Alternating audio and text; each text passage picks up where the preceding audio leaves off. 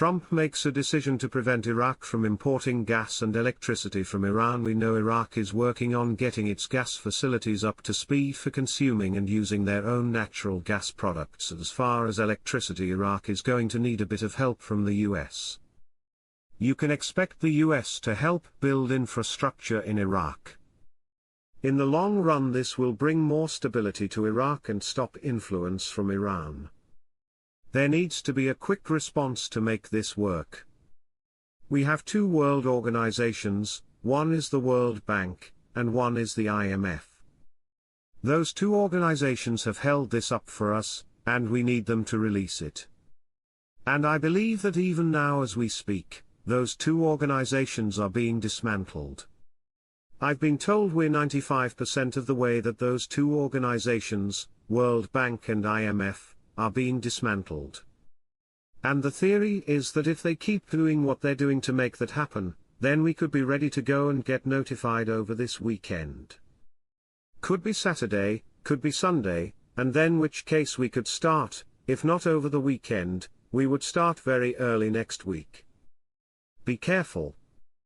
There are groups, entities, organizations, government, that is preparing to take it away from you. They will find different ways to take it, they will penalize you, have interest put on you.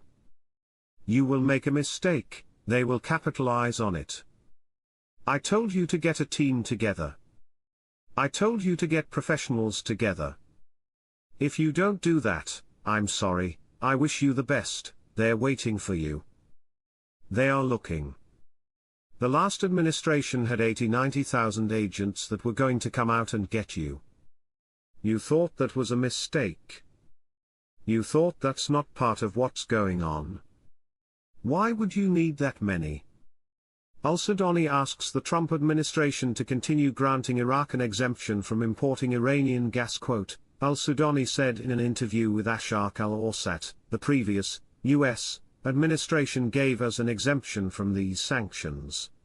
Al-Sudani also pointed out that Iraq has begun the process of linking energy with neighboring countries in order to cover our needs. Exceptional efforts made by the ministry in coordination with government agencies to hold a third round of negotiations for Iraq's accession to the World Trade Organization after 16 years as Iraq submitted files for goods and services and reviewed economic reforms.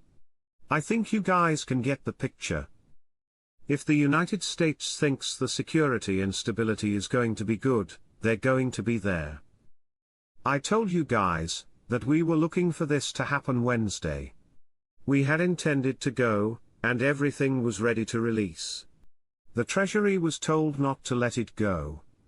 We did not get a security level 1, we're at a level 2, so we're getting very very close to having the security say, yeah, it's okay to go. We're not quite where we need to be, and we're going to wait until the weekend to get this thing started. Also, President Trump was heard to say on Right Side Broadcasting, that he wants us, meaning the American people, he wants us to have money on Saturday. Now that's his desire for this thing to go for us.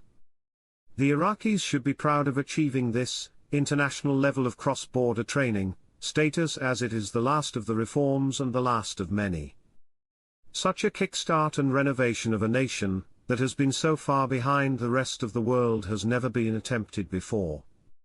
It has been a long arduous challenge, and the diligence of many brilliant people will very soon bring forth the moment we have all been awaiting. In my 14 years of being involved in this investment, I have never been so pleasantly enlightened and uplifted about our impending success. Television is showing the United States President, your Trump just signed a memorandum making it impossible for Iran to use Iraq's monetary financial system to avoid sanctions.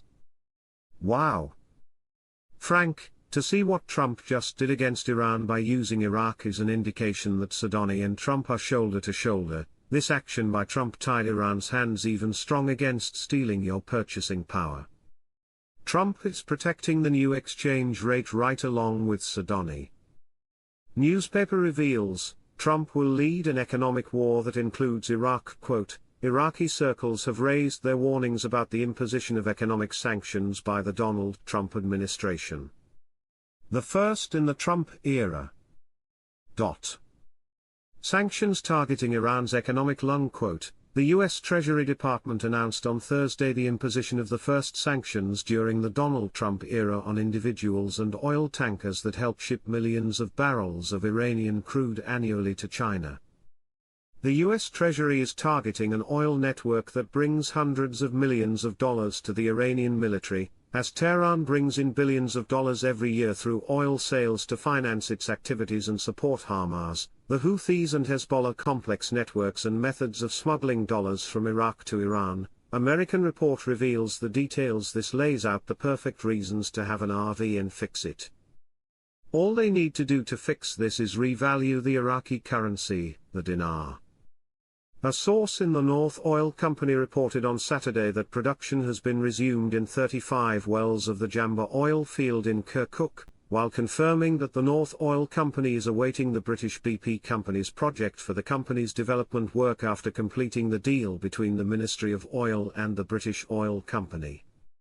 The source told Shafaq news agency, the Director General of the North Oil Company, Amir Khalil Ahmed, held a meeting with the technical and engineering crews at the Salu and Sabshuk stations, which are part of the Kirkuk oil field, and was briefed on the progress of production operations in the field's wells, and the company's plan to increase production rates, as these two stations were developed by Iraqi oil cadres. He added, the engineering and technical staff of the North Oil Company carried out a campaign to activate the stopped wells and increase production, which resulted in the reactivation of 17 wells in the Bai Hassan field, 7 wells in the Kirkuk field, and 1 well in the Jamba field. These wells had been stopped for a long time.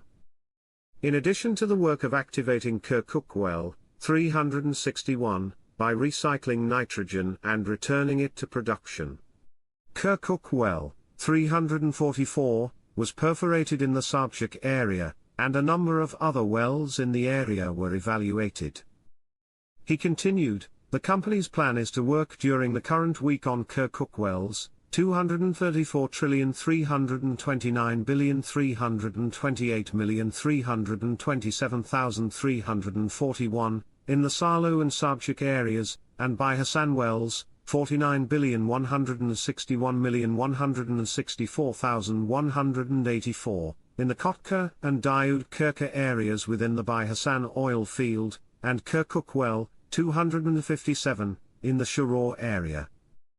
He stressed that the company's current production is around 330,000 barrels per day, most of which is allocated to refinery operations, refining them, and exporting an average of 10,000 barrels per day to Jordan. Reuters news agency revealed on February 4 that the British oil giant BP may spend about $25 billion as part of a huge project to redevelop 4 oil and gas fields in Kirkuk, at a time when the Baghdad government is seeking to attract foreign investments. The report, translated by Shafaq news agency, quoted a prominent Iraqi oil official as saying that if the agreement is signed, which could take place in the coming few weeks, it will be a major breakthrough for Iraq at a time when its production has been restricted due to years of war, corruption and sectarianism.